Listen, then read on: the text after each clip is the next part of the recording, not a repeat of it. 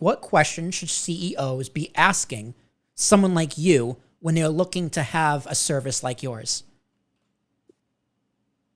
One of the questions is kind of more like, well, I want to secure, but I don't want to spend too much money. It comes, together. It comes together. So my answer is, let's look at what is your attack surface.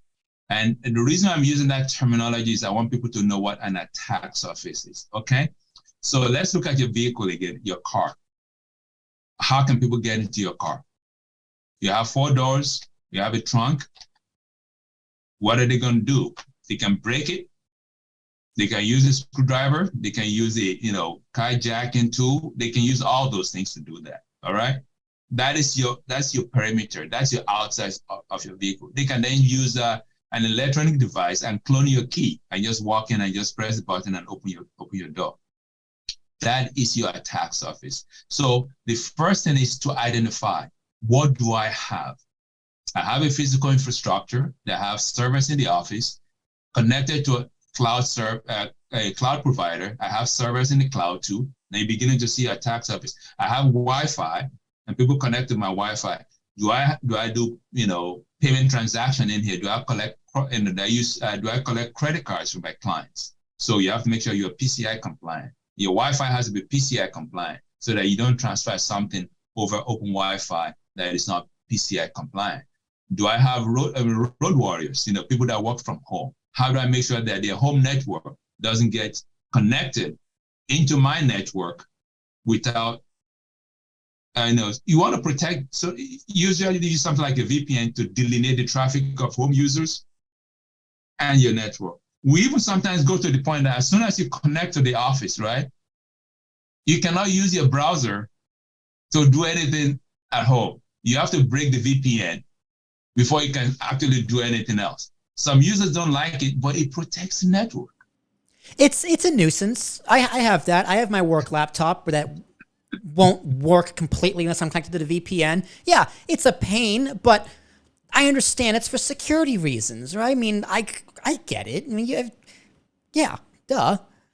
They call it personal laptop, but it's nothing personal about it. Well, yeah. Well, I actually have a fun lightning round question for you in a little bit about the idea of Big Brother and the idea of corporate laptops. But let's stay on subject. So, again, what questions should CEO be asking you about cybersecurity access? I guess the idea of using laptops and VPNs for your companies must be one of them. So we talked about the attack surface. Look around and see what they have. First, identify everything then figure out, come up with an action plan how to protect it. Okay. So right there, as part of the protection, you will begin to see things you need to write policies on. Okay. Retention period, for example. Need to know. Separation of duties, for example. Someone works in accounting department. The person that writes the check doesn't sign the check. You know that, right? So there'll be some departments that sometimes you can rotation of duties. So somebody will work for 6 months and someone will do the same job 6 months later. So if there's any inconsistency with the job, something is not right. The person that was doing the job before wasn't doing the right job. Right thing.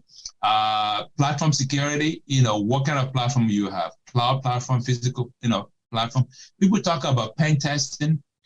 And this is where I let people know that pen testing doesn't really solve your problem, especially when you're doing it once every 6 months, every quarter. You need to get new tools, new firewalls that will be able to do something like that every second of the day. You need to know how much traffic that is going through your network to be able to baseline this is how much traffic, in case there's any, what they call outlier. One day, instead of having 10 gigabytes of traffic, during the day, all of a sudden you're getting about 15, 20, and something is going on. Somebody is moving a whole lot of data, and it's not your backup. So those are the things that you advise them. I said, at the end of the day, the first thing I would advise the CEO is get policies in place. Get all your team leaders, all your managers, and say, you need to write a policy that addresses everything about your company. You've already identified, protect it with policies. The IT department would then take the policies and look for tools to protect it based on the policies. When that is done, what we always do is we do QMI, quantify, measure, and improve. You find out is what has anything that we've done been implemented properly? Is it working? How many people in HR department are failing the cybersecurity simulated attack?